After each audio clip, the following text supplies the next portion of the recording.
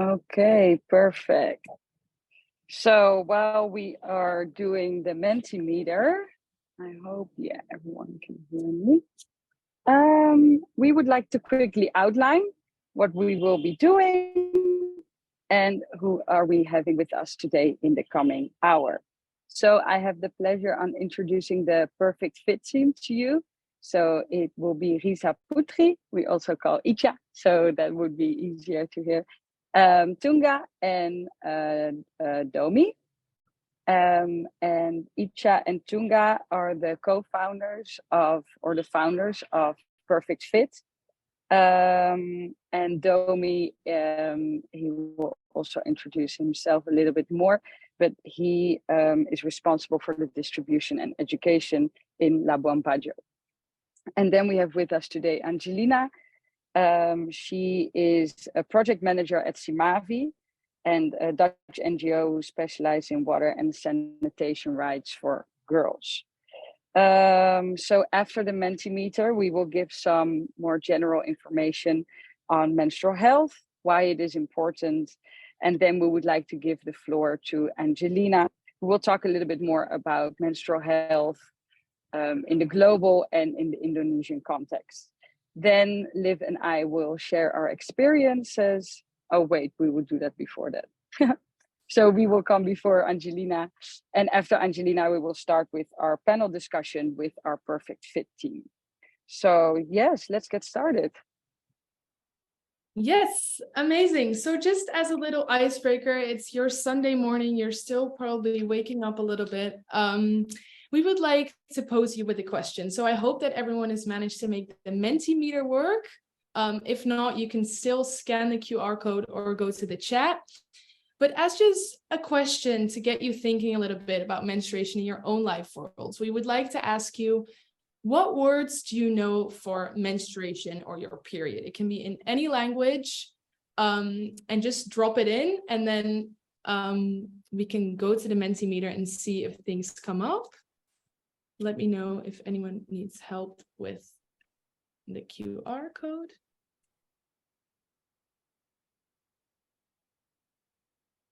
Oh, wow. Amazing, guys. Things are already coming up. Wow. So a period is mentioned a lot. If it's mentioned more often, it becomes bigger. So we can see bleeding, cycle, dapet, women's gift. Okay, nice. Let's keep it open for a little bit. Time of the month, Tante Bet. Yeah, that's one. That's probably someone from my family. Red friend. Pain sometimes. Okay. Yeah, pain can also be period. Cycle. Okay, nice. Yeah, so whilst some words are still coming in, why am I making you do this little exercise? And I think in line with the theme of today's webinar, why does society create so many synonyms for this one word?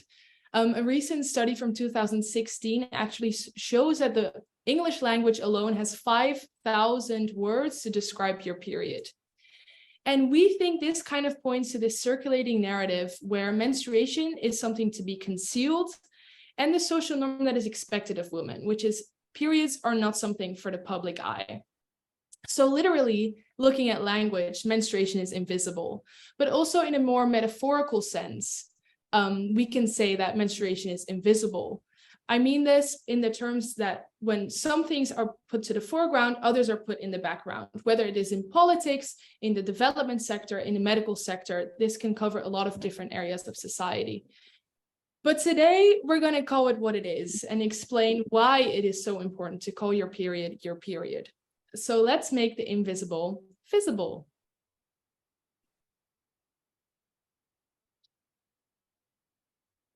Thanks everyone for your participation. That was really nice. And made my point quite clear.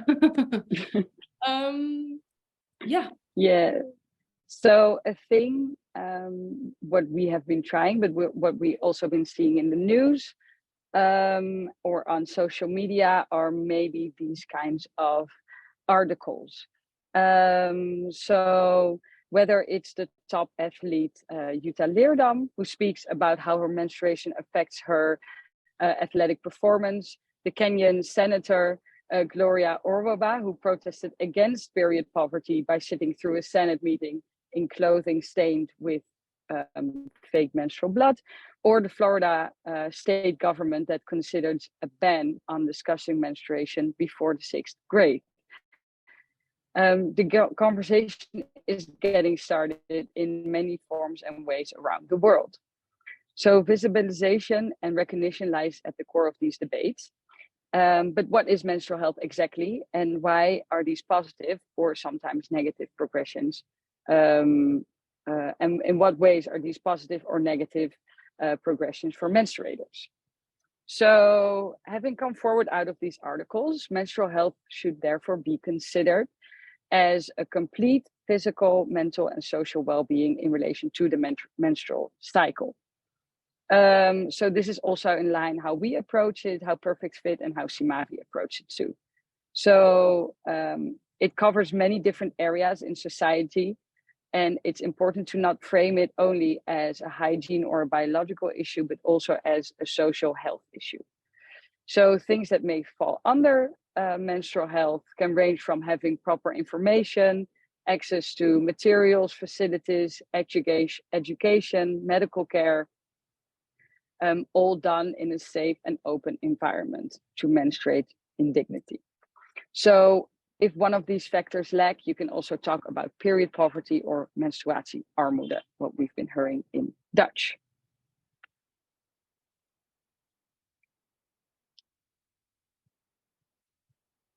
I'm on mute. So I think already kind of implicit in this definition, but just really important to highlight clearly is why is this important? Why is menstrual health as a term important to consider, but also to move towards improving all around the world? So we think this quote encompasses it quite well. Menstrual health is fundamental to equality, rights, and dignity of all individuals who menstruate. And looking at the definition also, we can see that a lot of different areas in society are actually covered or involved around menstrual health. And to make it a little bit easier, we've kind of split it into these 4 categories so you can get a bit of an understanding of what we're talking about. So I think the first one that a lot of people think about when they hear menstrual health is kind of the medical aspect of it. So better menstrual health allows menstruators, but also just individuals to seek out the proper care regarding their reproductive health. And an example of where this could be improved is, for example, with the menstrual disorder endometriosis. Maybe some of you have heard of it, but it's a disorder that actually causes a lot of pain during your menstruation. And in the UK alone, this disease goes undiagnosed for 7.5 years, even if the women are still already seeking out medical help. But also on a social factor, we can see all around the world that a lot of women are being excluded from social circles, but also work, school, and other activities when they're on their period. Not only can this reinforce gender inequality, but it can also perpetuate taboos and stigmas that circulate around menstruation. And kind of leading on from this, if women are excluded from these important aspects, how can we ever work towards financial dependency? And also in reference to the latest news in the Netherlands, some of you might have crossed it, but a lot of women around the world can actually not afford their monthly products to menstruate in dignity. And as a final say point, in terms of the political aspect, we think it's really important for politicians to start recognizing the importance of menstrual health as it affects half of the women's population in a nation. And this may be done through reinforcing laws and regulations, ranging from period leave to pink tax. So how is this all kind of related to the work that we are doing with Perfect Fit? So Fien and I are both anthropology students from the Netherlands and are currently volunteering at the femtech startup Perfect Fit. Perfect Fit is a startup that promotes menstrual health in Indonesia and also produces locally produced period underwear and pads. But we will hear so much more from them later.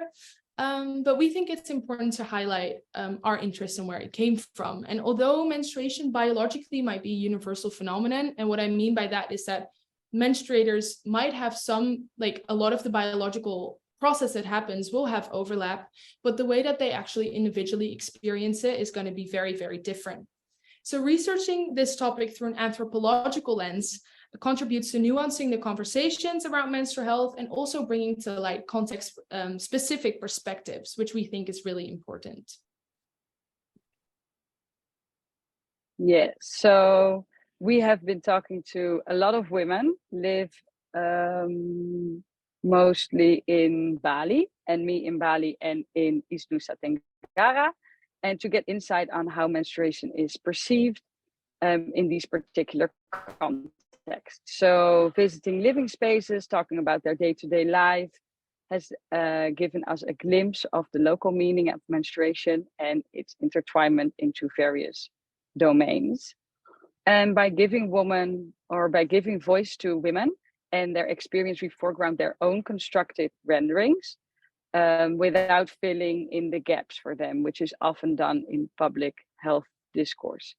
And we hope to introduce, but also keep menstrual health on the global agenda, and are of opinion that our research contributes to this, or we hope, in a sensible, effective, and nuanced way.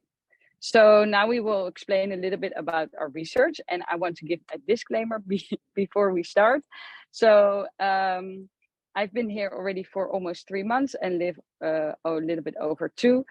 So you can see or expect that we have come across many conversations, seen many women.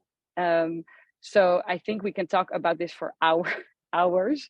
So we try to give a little bit of a general idea of what we have been doing, but a lot of things are way more complex and more difficult, or than we can explain. So hello, I'm Fien, for the people who don't know me. So I'm 26 years old and I live in Rotterdam. I study cultural anthropology, sustainable citizenship, and I have a bachelor's in arts and philosophy.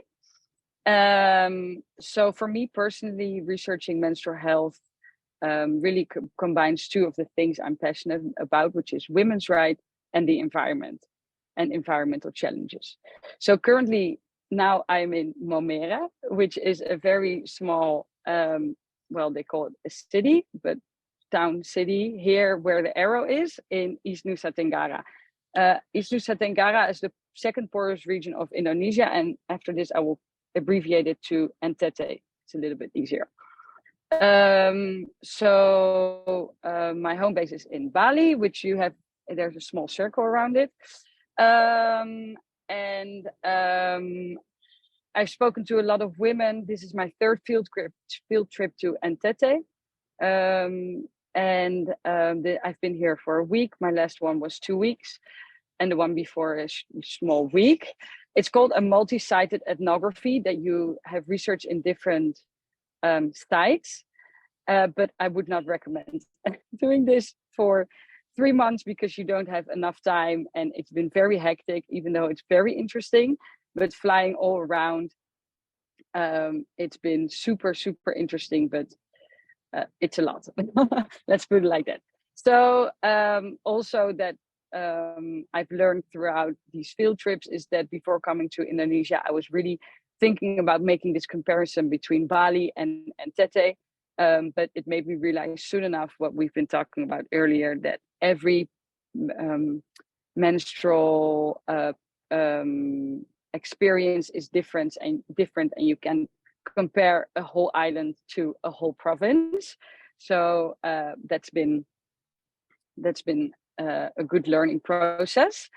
And so I've been talking a lot with women about water, waste management, but also a lot about their mental health, their experiences, their challenges, the education, with who they've been talking about it.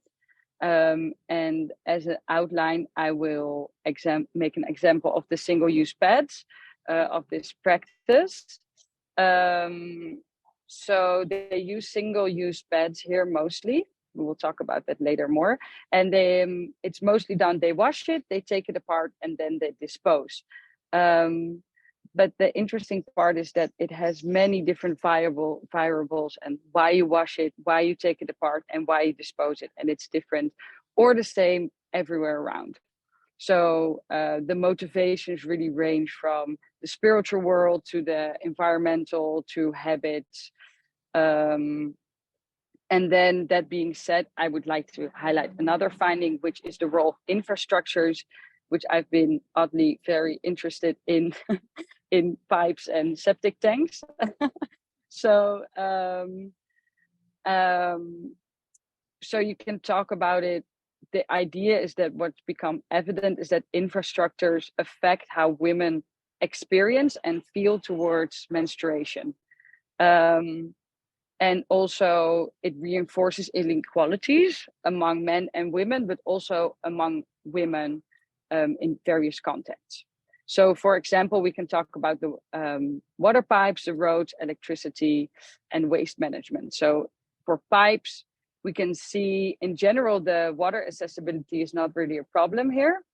But when a pipe breaks, which can happen either in Bali, but also everywhere around NTT, women will face difficulties in managing, because an extra burden is quite put upon this, because mostly the pipe isn't fixed in a few days and can often take quite some weeks. So they will have brackish water, have to buy water, have to prioritize it. So it can take a long time. So you can also think about this with electricity. The lack of electricity really reinforces difficulties on washing their pads or changing them pads in the night or when it's dark. And also the waste management in most places. If you've been to Indonesia or Bali, it's not the best. And that is also really put women in a position of discomfort in disposing their pads. But often they don't really have another choice. So they can either burn, bury, flush it through the toilet, or even dispose it in the ocean or river. But mostly that's because they don't have another choice, and this is how they manage it.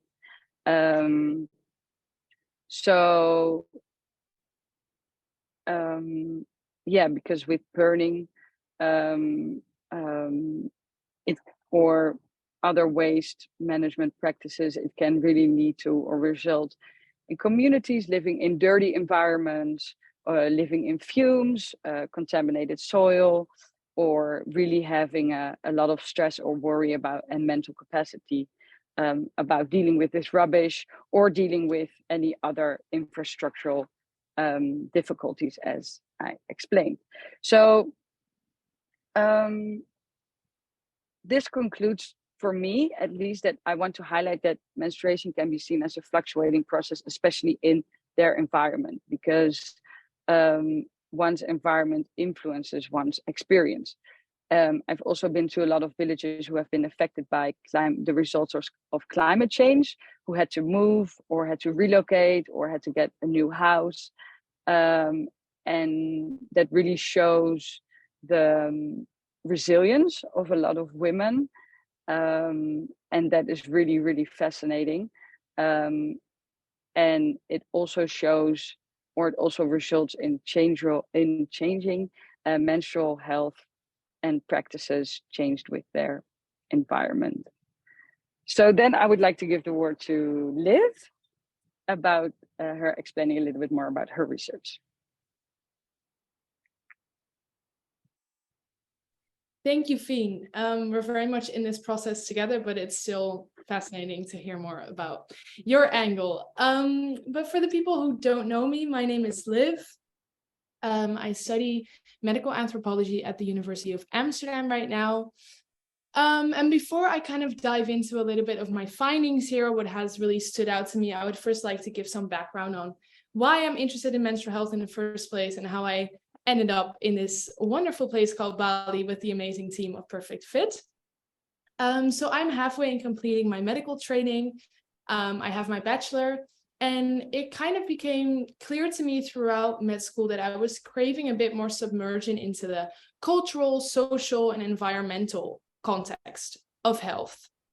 So kind of me moving beyond the individual body, which has been very, very central in medical school, kind of seeing how do these other factors influence how one perceives their body, but also their health.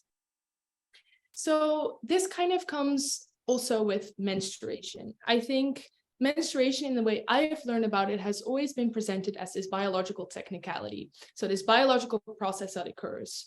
But also struggling with a menstrual disorder myself, it actually became quite clear to me that how society views menstruation is much more than just this biological technicality.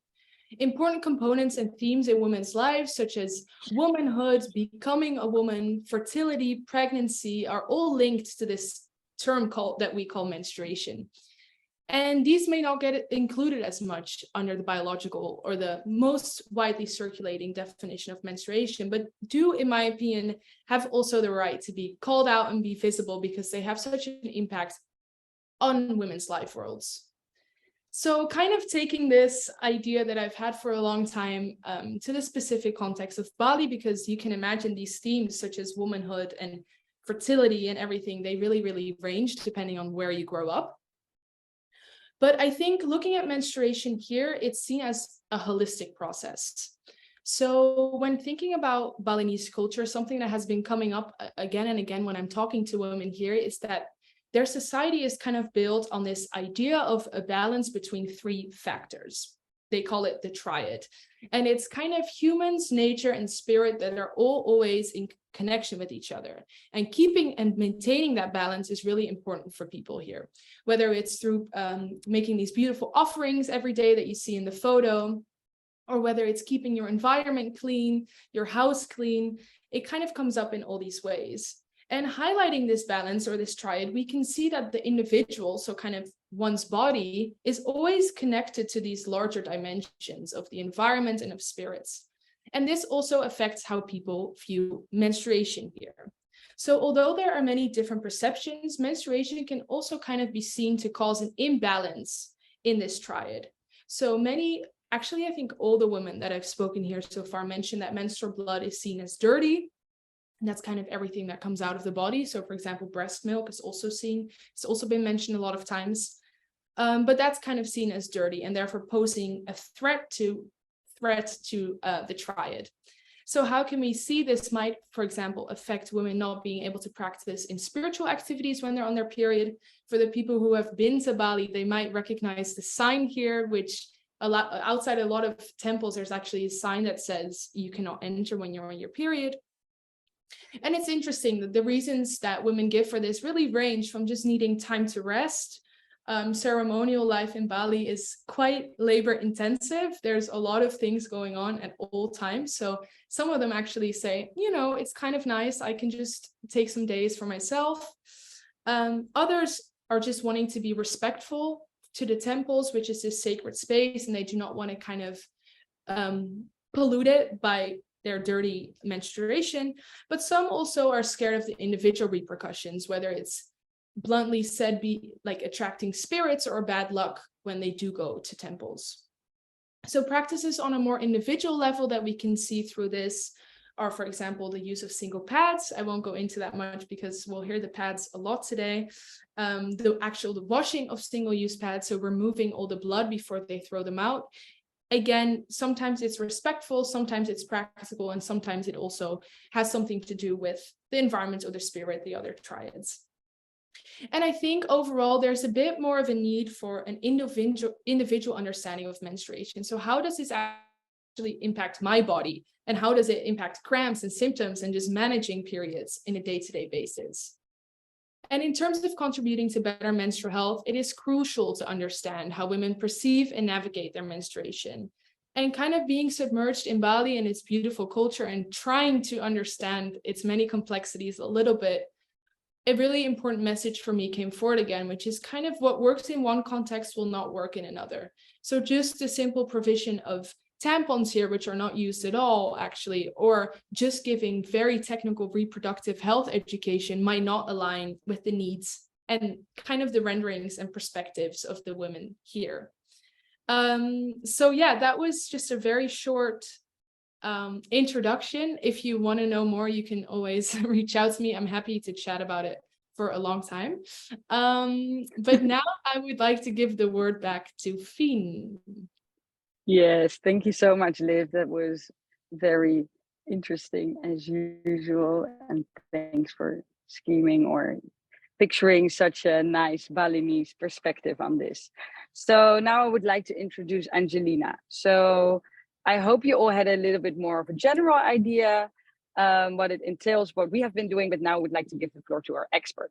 So Angelina is a gender enthusiast, menstrual health advocate, and program coordinator, as I said before, for CIMAVI, working together with Perfect Fit for educating girls and women in Indonesia.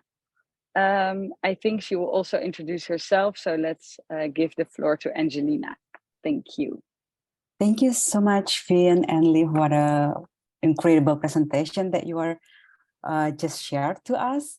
And thanks for the time giving to me. Yeah, I'd like to present myself about the menstrual health at a global and national movement. And as introduced by Finn just now, that I'm gender enthusiast. I have been working in development sector for 15 years now. And in the last 8 years, I've been working with CIMAVI in water and sanitation and hygiene sector and sexual, reproductive and human rights. And together with CIMAVI, we work with Perfect Fit in Bali and in Labuan Bajo on the menstrual health. And now I'm pursuing Master Degree of Development Studies with the specialization in gender and development at the University of Melbourne, Australia. So currently we have 3 or 4 time zones today. So CIMAVI works in 10 countries in Asia and Africa. Just give a glance to you for some people who might not know CIMAVI, but since there are many Dutch people here, I hope you already know CIMAVI. CIMAVI based in Amsterdam at Sloterdijk. So previously it was in Haarlem. So hopefully some of you may know CIMAVI in the Netherlands. Our focus area is prioritizing women. We work in water, women and equality.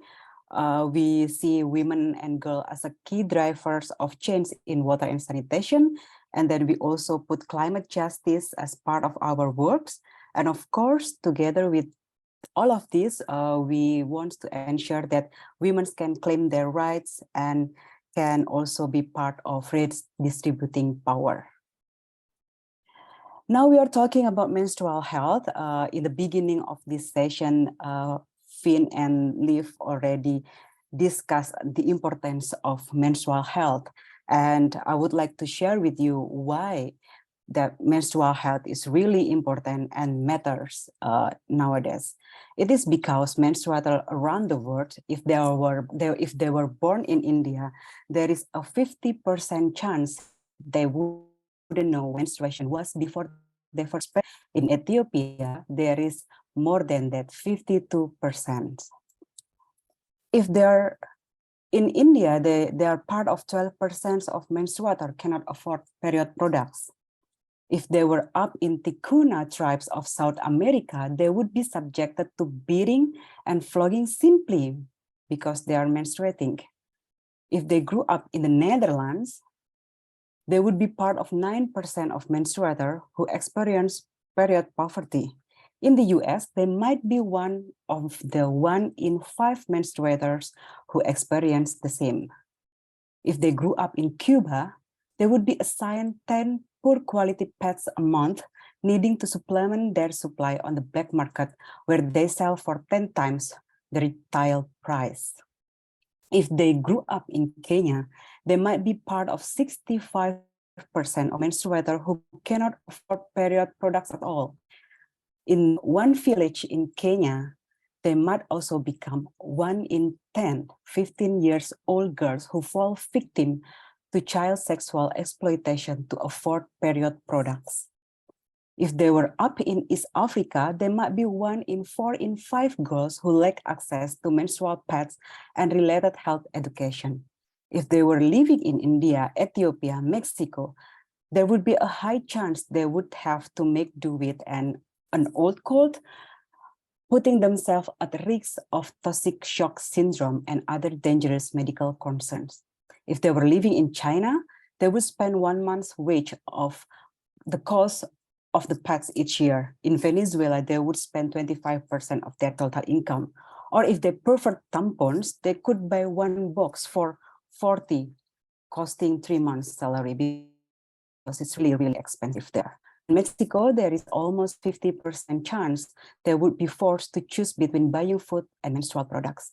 In Indonesia, that we just listen to Liv and Finn, they're not allowed to wash their hair, cut their nails, and bullied due to their menstruation.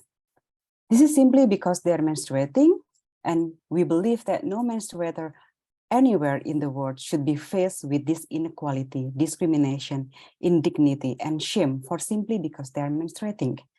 This menstruator is actually our why. So let's take a look at the origin of menstrual health, because we already understand the importance of this sector. Apparently, menstrual health, or it was called menstrual hygiene management, started as an initiative within the water and sanitation sectors. Finn already mentioned some part of water and sanitation challenges in Maumere. The menstrual hygiene management is more focused on hygiene and what's needed to maintain, which is the toilet or clean water and soap, or the menstrual product itself. So it's basically more from the menstrual hygiene part. It's something that needs to be sanitized. Only in the last decade, other sectors, which is the sexual reproductive health and rights, got involved.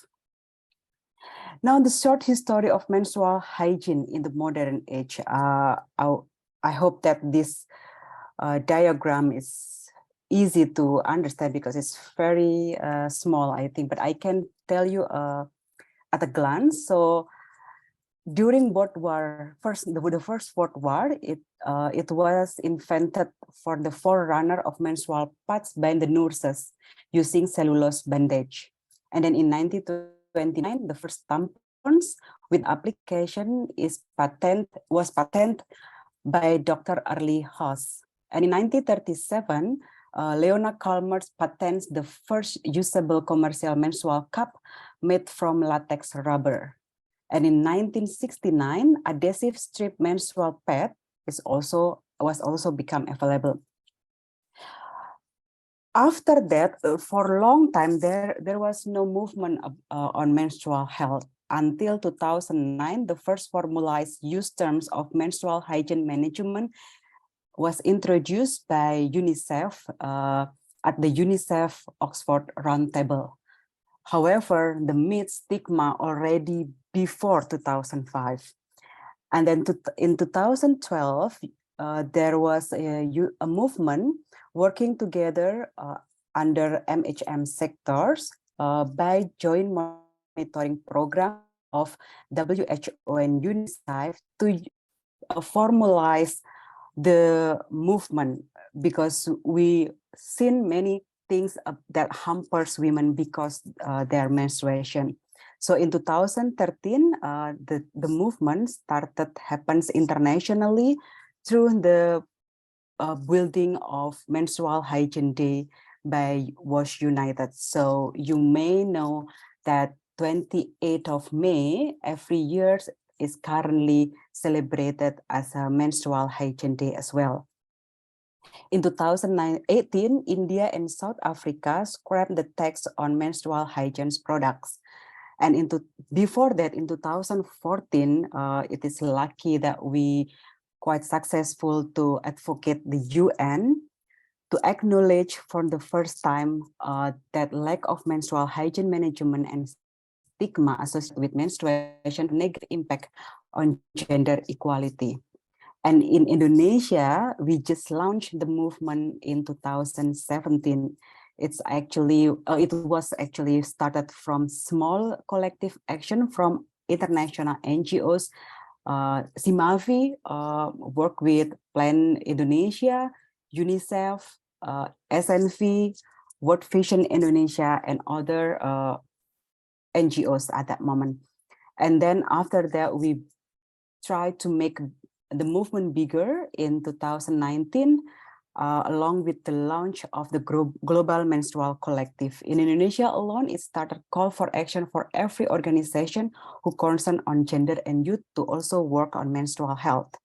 And in 2020, we launched the updated definition of menstrual health. Like I previously mentioned, it was called menstrual hygiene management, but now we changed the term into menstrual health because, like Liv said in the beginning of this session, that it also take physical, mental, and social well-being of women and girls. And of course, because we work globally with the UN and other movement within menstrual health sectors, we really advocate menstrual health into the SDG, or Sustainable Development Goals, that needs to be reached in 2030. However, menstruation is not explicitly mentioned in any of the 17 SDGs represented by 169 SDG targets and 232 indicators. So it's a bit invisible, like Liv said, because it's not explicitly mentioned. And still, until now, menstrual health is viewed as an SDG 6 issue under water and sanitation, here on the blue one. But menstrual health also links to poverty, education, health, and gender equality. So it's under goal 3, 4, 5, 8, and 12. The key point to address under menstrual health is stigma. And now still focus on mostly on water and sanitation and access to menstrual products. And the current problem that happen globally is that we lack of research and data, because we are still not sure what is actual impact for women and girls if they have lack of menstrual health. What we have currently is about the school absenteeism, but not really understand how the actual impact. We may have understand on our perspective, but the research and data that is available are still lacking. And here is the data on menstrual health under Joint Monitoring Program, the GMP, for water and sanitation sector by WHO and UNICEF in 2020, in which only 42 countries had nationally representative data on at least one menstrual health indicator. So the WASH program in all countries have monitored the water indicator, sanitation indicator, then now it is already include the menstrual health indicator as well, but only 42 countries that already gained the data. If you see here in Indonesia, it's not really blue, meaning that we are not, have the comprehensive indicator. We only have indicator because we include safely managed sanitation for the and women, to be accessible for women and girls, but not really on the menstrual health education. And challenges in menstrual health in Indonesia. So as you can see in this picture, this is the example of toilets in Eastern Nusa Tenggara in NTT that currently visited by Finn. So in very remote villages, we can still find that the toilet is quite far from the house because it's culturally built by the community. They think that toilets is dirty and smells. So that's why it is built separately from the house. However, in remote area, as you can see, there is no light. It's also there are limited water, and it's not really safe because there is no locked door, and also not really have a privacy for menstruator to use the toilet.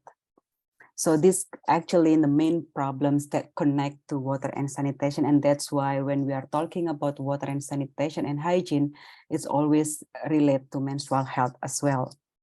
However, many international NGOs often state that menstrual products in Indonesia are very expensive and that rural women and girls cannot afford menstrual products.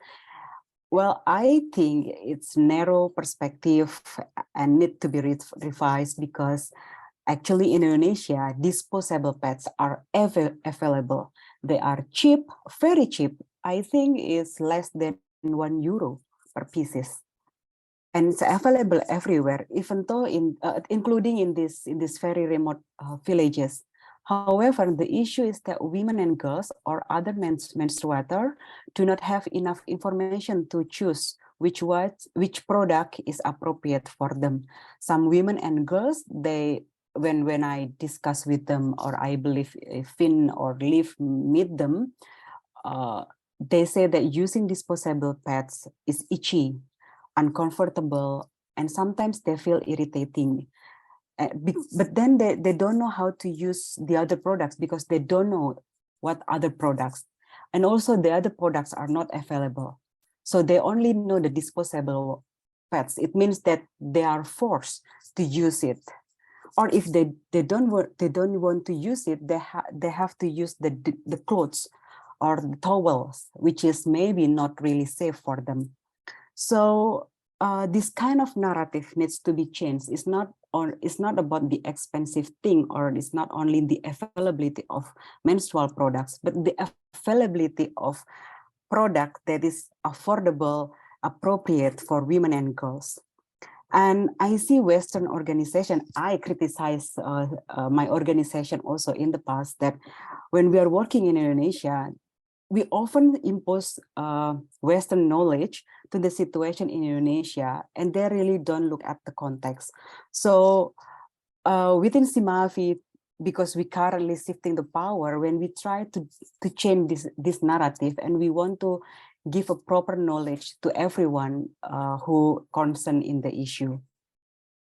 And currently, women and girls and other menstruation lack of education, because even menstrual products that are product or brands this from the disposable pads, they don't care about the education. They only care about the product that they sell. And menstruation is considered dirty in Indonesia culture, thus avoiding people to talk about it in public. Liv mentioned many times about the dirty things. Limited number of women-friendly sanitation facilities in public places. As you can see, this is the example of the toilet in remote villages in NTT. And again, lack of research on contextualized menstrual health beyond project funded. Even if there are some research, mostly they are funded by NGO, they are funded by a project. So we want actually to see research that is neutral and not really based on evaluating the project. So menstrual health is women concern, and it's currently spread out in many ways. Well, actually, this concept perpetuates gender inequality. Why? Because menstrual health is supposed to be everyone concerned. Many LGBTQI are not acknowledged in Indonesia, and making them difficult to access menstrual health. So I think involving men is not only just force them or empower their agency, but also to make it inclusive, because menstruator is not only women and girls, but also people from the third gender. Of course, focusing on only empowering women impedes men agency. So we need to empower men, we need to include men so that their agency can break the taboo, can help to break the silence around menstruation. And of course, if we exclude men, then it reinforces masculinity hegemony in patriarchal culture in Indonesia. And menstrual health movements are currently still sporadic from community-based organizations and NGOs, but limited engagement with government, then making it difficult to sustain the initiatives, because when the projects end, then the movement also ends. And currently still as a focus from work sector and overlook from the sexual reproductive health and rights. There are few programs under sexual reproductive health and rights, but it's only part of the puberty, only part of small part of the sexual reproductive movement rather than a holistic approach of menstrual health. And how to make menstruation a normal fact? The first one, of course, break the taboos and end the stigma around menstruation. That maybe after this, our friends will talk more about what are the taboos, what are the stigma surrounding menstruation, and we need to break it. We need to talk about it, and then raise awareness about the challenges regarding access to menstrual products, education about menstruation and periods friendly sanitation facilities, and then the last one is mobilize the funding required for action at scale, because one approach or one movement may not enough to tackle the issue. We need to do a collaborative things. We need to do comprehensive action together. Well, I think that's all from my side. And if any question regarding this, I'm very happy to respond. Back to you, Finn and Liv. Thank you so much, Angelina, for this really nice overview of menstrual health, and also how it kind of comes forward in the development and public health sector, which I think is also a really, really big part of the conversation that's going on. And now I have the pleasure of introducing the team at Perfect Fit for you. We'll probably go over a bit in time. I hope you guys can still stay with us because I promise it will be worth it. But yeah, no, so here we see the team at Perfect Fit. We've been working with them for the last 3 months, but have been in contact a lot longer because we're so supportive of the work that they're doing. And we're really excited to introduce Icha, Tunga, and Domi to you. And without further ado, I'd love to give the word to Tunga. Thanks so much, Liv, for the intro, and very nice to meet everyone here. My name is Tunga. I'm the co-founder and CEO of Perfect Fit. Together with me, Icha, the co-founder and COO, and Domi, our impact and education team. When I was 11, I got my first period. I was so scared, I thought I was sick. This is because menstruation is so taboo, and I have never learned anything about it.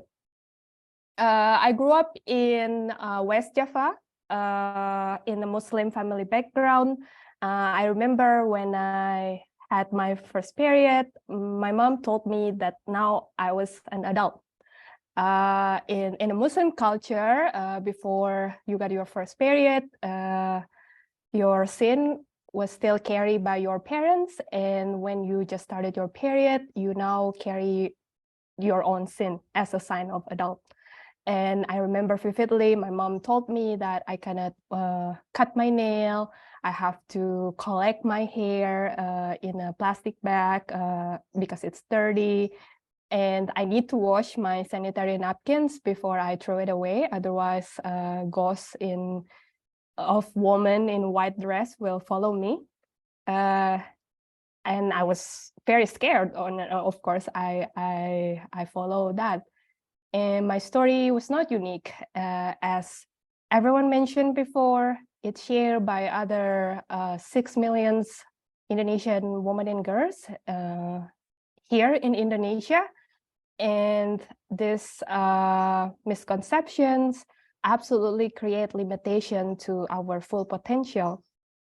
So it got me thinking that that period is not just limiting ourselves, but also create limitation for innovations in this sector. So we are living in a 21st century where there are a lot of startups and companies making self-driving cars, Zoom, like with the remote work, it's very, very innovative. But whenever we go back to our toilet, we still use the same solutions that was invented not long after the World War II.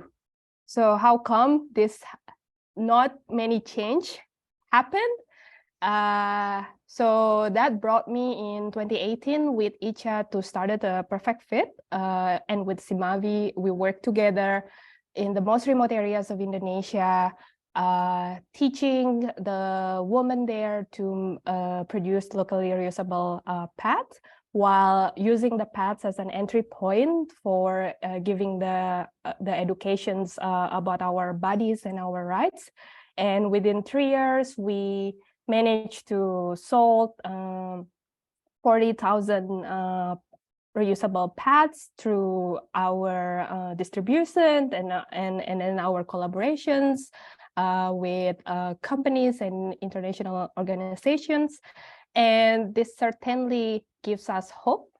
This gives us hope to dream bigger, because we believe to create a world where all women have access to high quality menstrual products that support our health, our well-being and empowerment, while also creating solutions that protecting our environment and promote the social justice. So that's the origin where the Perfect Fit access and what our visions for the future, because we believe that period should not be our limitation. It should just be an end of sentence. Thank you. Thank you. Thank you, Tunga. That was beautifully said. And thank you so much for sharing your personal story. So then I would like to continue with this. And I would like to hear a little bit more on more specific in Indonesia on why it is important and still relevant. And I would also really like to ask Icha to introduce herself, as Tunga already gave her a small introduction to. Yes, thank you, Finn. Hi, everyone. Thank you so much for joining our webinar. It's really nice to see you all. I'm Icha. As Tunga mentioned, I'm the co-founder and CEO of Perfect Fit. I'm calling in from Bali. And yeah, really excited to share about menstrual health landscape in Indonesia. And with the help of Finn, Liv, and Mbak Angie, we're able to share it to you guys. So when talking about why is it important, I would like to kind of give you like three summary of problems that women face in Indonesia. The first one is lack access to proper facilities such as toilets, as you could see on by Angelina's slide before. And the second is how it lacks education, and the third one, how it lacks period product in terms of options. So I'm gonna give you two problems that we are focusing on. The first one, it's about the stigma and taboo around menstruation. So in Indonesia, menstruation is considered dirty. It's a dirty blood that you as Tunga mentioned before, her personal story when she got her first period, she thought it was like a sickness. And yeah, it happened with a lot of girls and women in Indonesia. So it makes people in Indonesia avoid talking about the issue, and it leads to broader issues such as sexual and reproductive health and rights, and then hindering women and girls to talk about their challenges. For example, if they have irregular cycle, probably it's normal, but probably it leads to sickness such as PCOS or endometriosis. So that's kind of silence culture that makes menstruation is really hard to talk about, even though it's really important. And the second one is about the products, as by Angelina has mentioned before. In Indonesia, products such as single-use pad is widely available. However, it is used by 95% of 70 million women in Indonesia. And if we see that that big number, it costs us a lot. So from that, you could go to the next slide, please. The cost of massive single-use pad usage, it's the first one. It's about the health hazard because they are comfortable. We're doing a survey over the 5 years working in the menstrual health industry, and 70 out of 150 women said that using single-use pad, they feel really bulky, humid, and cause irritation and itching. And also 95% of pads in Indonesia contain chemicals, harmful chemicals such as dioxin or other chemicals that could increase the risk of endometriosis, hormone dysfunctional, infertility, immune system deficiency, and even cancer. And of course, the elephant in the room is that they create massive waste. As for example, one woman could use almost more than 100 pads each year. They could create 7.5 billion pads in the landfill in Indonesia alone. So it's really comes to the cost of the current landscape of the sanitary pads.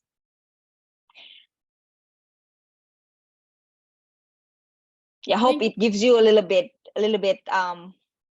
overview of what happened, what the problems are, and why is it important, because then when it lacks education and it lacks open up discussion, it create a massive problem that is invisible, what I mean. And the second is to talk about period products such as single-use pad. It could lead to these three main problems. Yeah, no, definitely, Icha. That is very clear. And kind of leading on from this, maybe also taking consideration what Perfect Fit is doing, but what is kind of needed to improve menstrual health in Indonesia?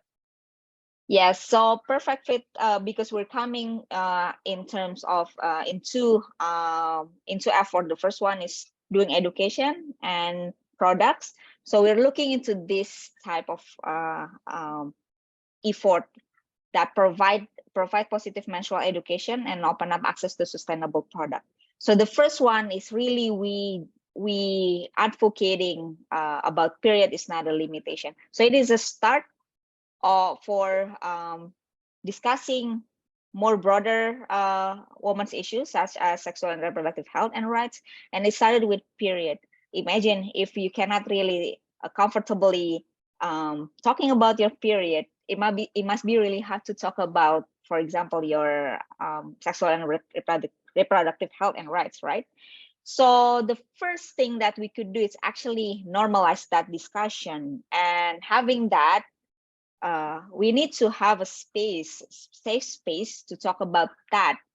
Usually in the general context, women are not comfortable because then they feel ashamed about their experience. So it's not really a safe space now yet.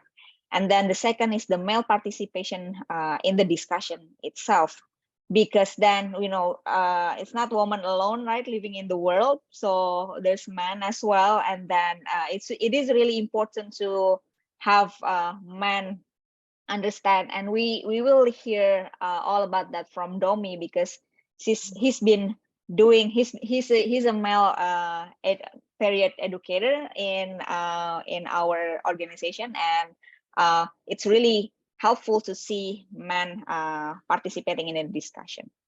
And the second, to provide sustainable period product. Of course, when we said that women in Indonesia, they have access to period product, but it's not yet sustainable. We could I could refer to the previous slide that it creates massive environmental problems, and also it creates like uncomfortable for the woman.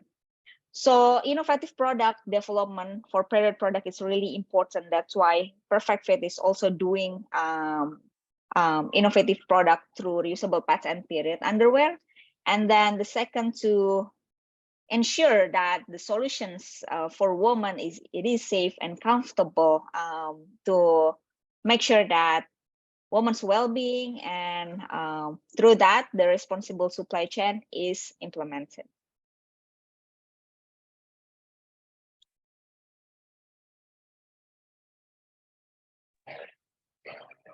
Yes. Wow. Thanks, Icha, so much for the good discussion.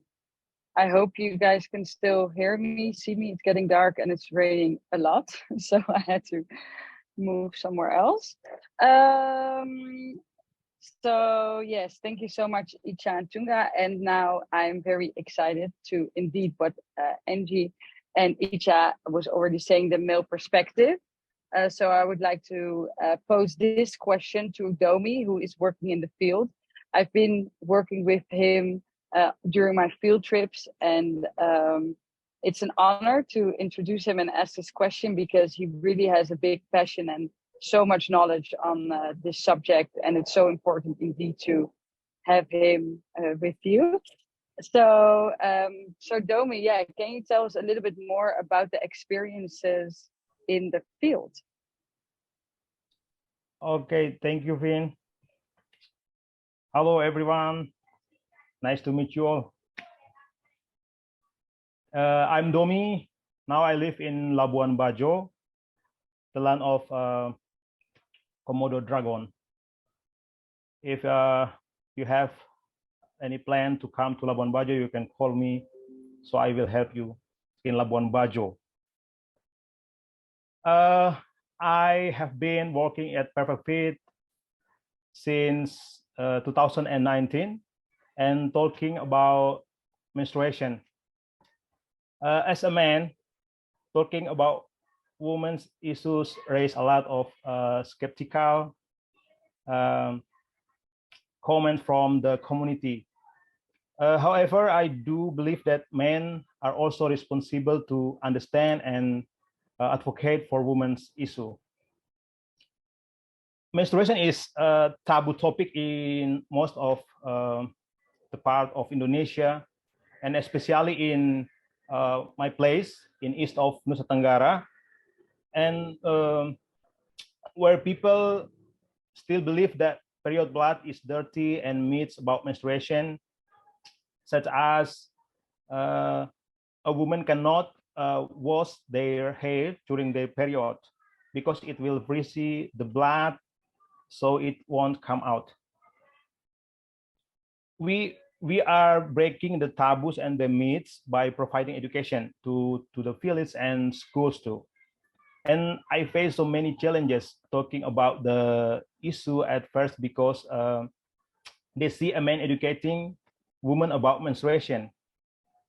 And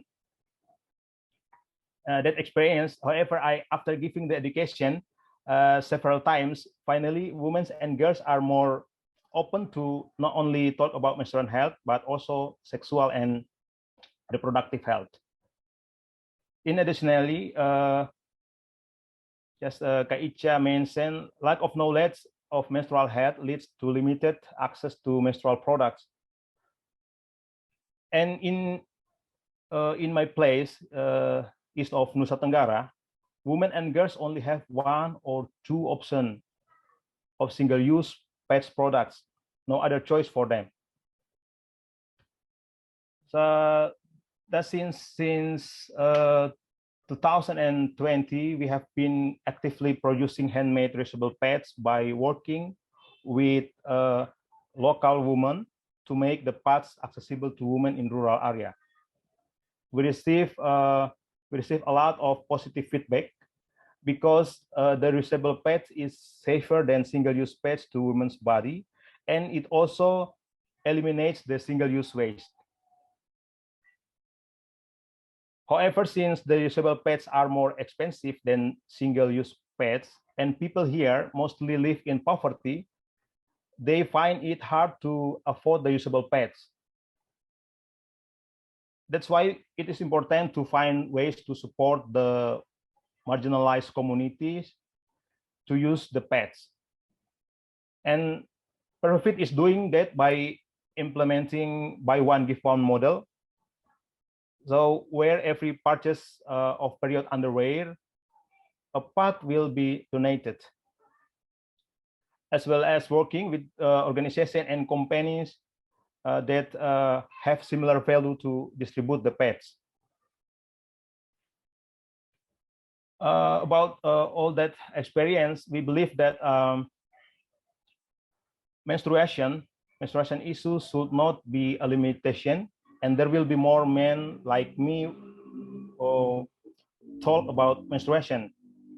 Why? Because men talk about menstruation, it is normal and just like menstruation is. I think it is from me. Thank you. Yes. So much, Domi, for sharing your experiences with us. Really nice to hear how you're so in touch with these women and you actually see the progress that when you go to them again, they're actually so much more open. I think that's wonderful. Now we would like to ask, I know we're a bit over time, but I hope you guys are still engaged.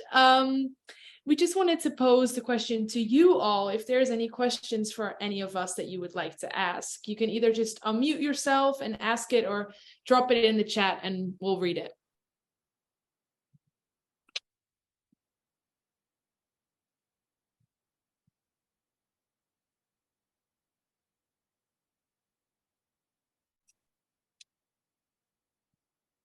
Or maybe it's been very clear, that can also be the case. I'll give one more opportunity for any questions. Ja, ik kan wel vragen. Dus de meeste pads, ook moet ik natuurlijk in het Engels doen, they are produced in Indonesia. Most of the pads.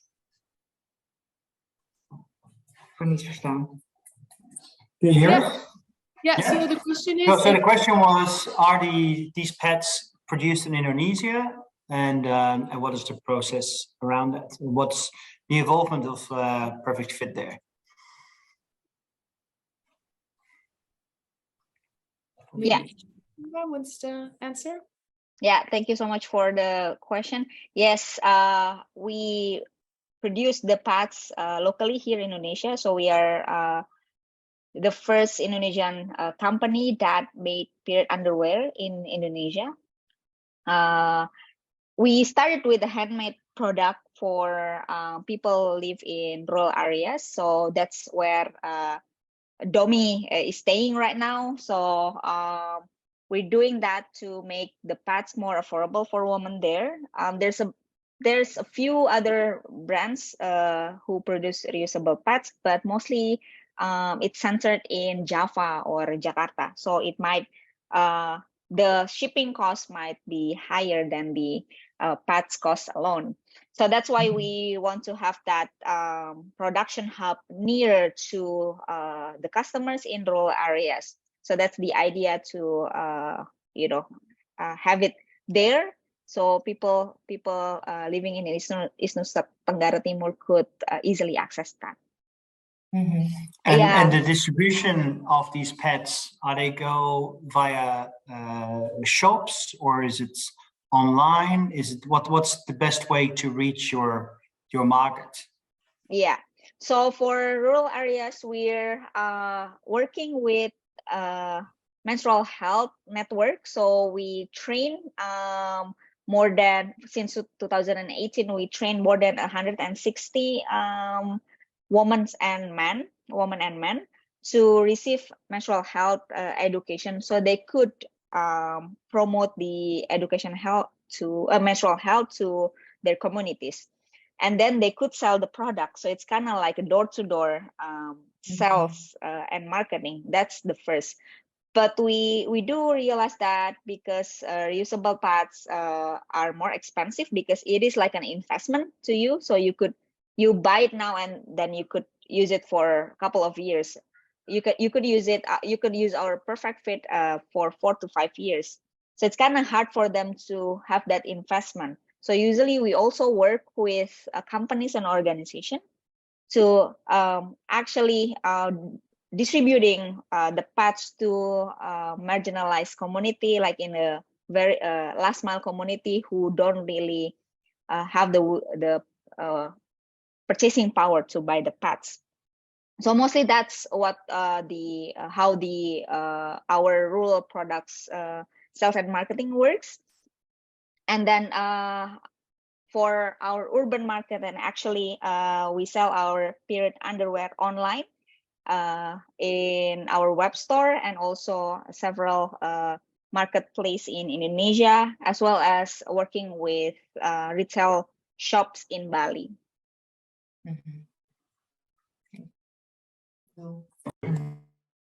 Thank you, Icha, for that answer. I see maybe something has been, no. There was the same question. I'm just checking the chat if there's anything else. Can you stop sharing the screen? Well, I'll need it now again, sorry. So now kind of as a wrap up, I mean, we've been talking the past hour about— we have a question more, Liz. Oh, we have another question. In the chat? Yeah. I can also say it out loud if that works. I was wondering, because you've been researching menstrual health, maybe in other ways than you researched at home, maybe. And I was wondering if it also changed your views upon how we approach menstrual health in the Netherlands or in the Western world. Yeah, definitely. Should I can start it and then maybe someone else wants to kind of tie. I think, as I said before, menstrual health is still something that needs to be improved all around the world. I mean, we're focused here and talking a lot about Indonesia, but I think back home also, I mean, we were thinking about the exercise of the invisibility, and Fien and I were just sharing stories of the concealment of tampons when you go to the bathroom, but also just not really talking about it in the same extent.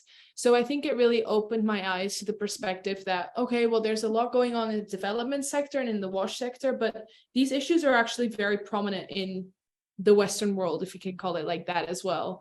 Maybe the focus would be less on the actual need for products, although that's also something that's quite common, but also the education and awareness around, for example, the example I gave for endometriosis, like this is something that's seen in a lot of countries in the West. Yeah. I don't know if that answers your question. Yeah. Thanks, Claire. Yeah, also for me, I really think from a more personal perspective, what we talked about, that often it's really regarded as like this medical or biological process. And personally, like I have an IUD already for 7 years. So it really, really changed my outlook on menstruation and menstruating, because I think in the Netherlands, it's often really seen also as like a problem. Oh, it's super nice, you can go on birth control and you won't have to menstruate at all. But also here, as Liv mentioned, it's a very holistic process. So it's also really about being in touch with the nature, with yourself, with it's much more than just you bleeding. And I think from a Western or a Dutch perspective with our friends or my friends, that it's often seen more as like, oh, super nice, you have birth control, so you won't menstruate at all anymore. So yeah, it really opened my eyes a lot to that regard. Yeah, I think there's 2 more questions in the chat that maybe we can just quickly touch on before moving to the next part. One of them is if we face any difficulties with religious diversity in Indonesia whilst creating menstrual awareness, and how would you tackle those? Maybe an interesting question for perfect, right? I can start. So yeah, Indonesia is the 4th most populous country in the world. We're Muslim majority, so we are also the most populous Muslim country in the world. So Muslim predominantly take over all of the islands, but also if you go to Bali, like it's all Hindu. If you go to the Eastern, it's all like mostly either Catholic or Christian. And we also have minority of Buddhism and Confucianism. So just to give you background about the diversity of the country and then also the religion, we did face a challenge when we went mostly to the more conservative places in Indonesia, or like Catholic. So how we like tackle those after working like almost 6 years in menstrual health sector is first we've always researched about like who are the local leaders, how is the curriculum there, how they view menstruations, etc. So we've always have like the need assessment before, like either is desktop research or interview. And the second is always bring the local leaders or the local partner that know a lot about the context there. Because even though I'm Indonesian, if I go, let's say, to Domi's place in East Nusa Tenggara province, they will see me also as an outsider. So having Domi and having like other menstrual health educators there together with us in the team change a lot of dynamics. And the third is behavior change needs time. So of course, when we come, when they feel, when we don't like, people don't talk about it, it's fine. It's like we come again the second time, we come again the third time. And also trying to like not giving all the information, especially the sensitive one from the beginning, and having like actually the reusable pads as a very easy entry point to then them starting talking about their period.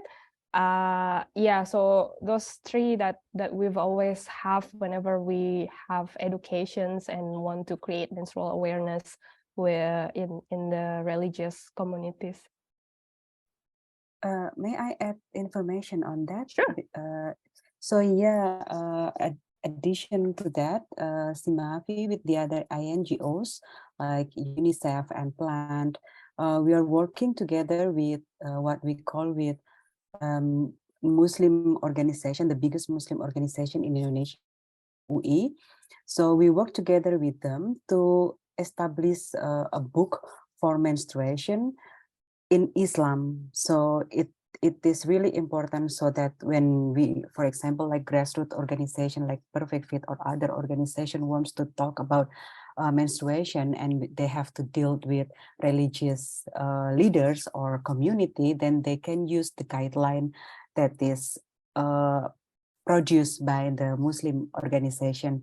So actually it's the things all about the menstruation is dirty or other things that often used by the people to treat, how can I say, like they always use religious things to reject the menstrual health because they think that it is challenge the norms that, and it is not nice to challenge the norm within the country.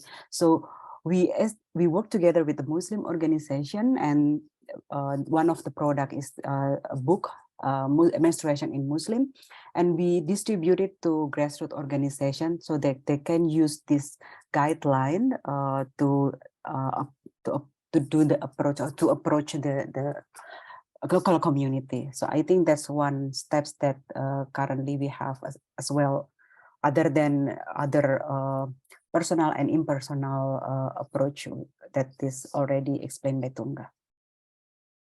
Yeah, thank you so much. And I think it all comes down to the context-specific needs for interventions, which is really good to highlight.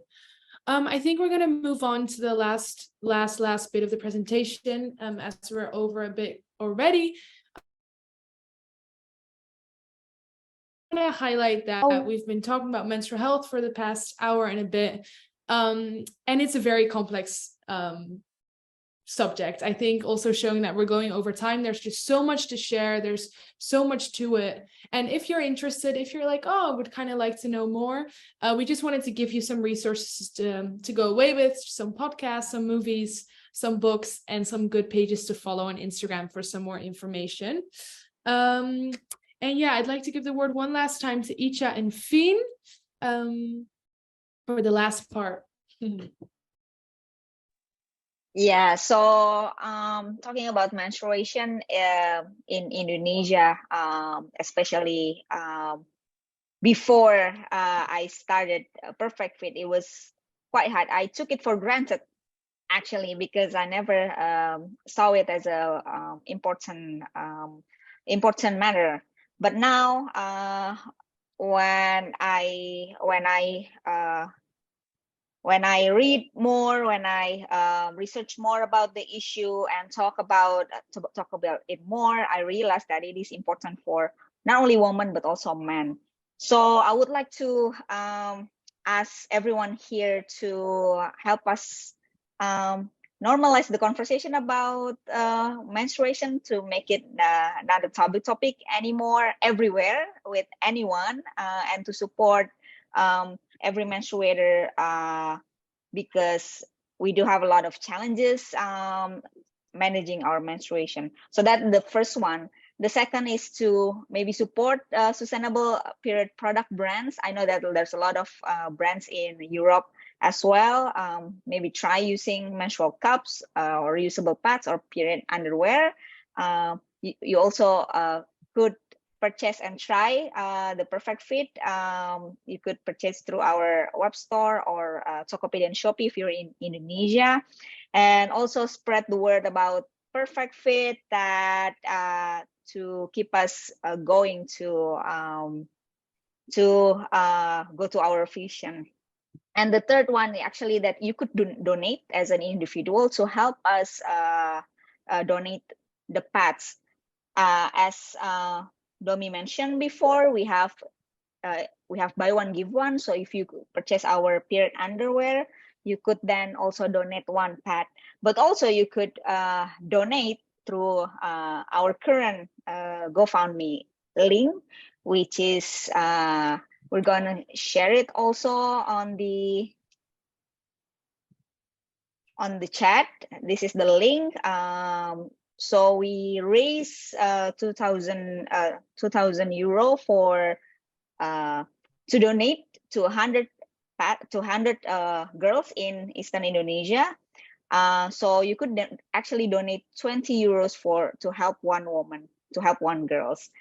It is important because people in Nusa Tenggara Timur actually find it difficult to purchase that, which I really mentioned, and Domi also mentioned that. So it really, we want to help those communities to have access to our product. So then that's why we are raising the awareness about the issue, and hopefully that it could promote what happened in Eastern Indonesia, and then encourage people to help us. And also Finn also really have the experience and story about East Nusa Tenggara Timur, because she went there 3 times now, and it really she saw that what happens there, and lack of education and lack of option for sustainable period product is really feasible. Yeah, it's thank you. Yeah, indeed, like to add on to it, apart from that we are collaborating with Perfect Fit, it really during my visits and talking to local women, I've really seen that it takes such a huge burden off women if they have reusable pads. And not only that, but also the educational part, the coming back, like the way the system works, on which Icha nicely talked about with answering questions.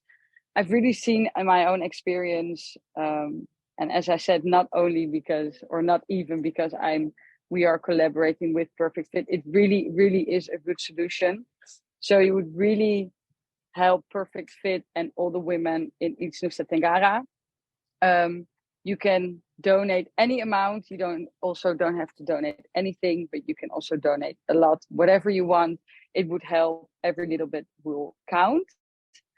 And I hope after this whole webinar that it makes sense, not only to donate, but also that you have gained a little bit more knowledge, awareness on the subject, on the personal stories we've heard today, on the global, the local context, on so many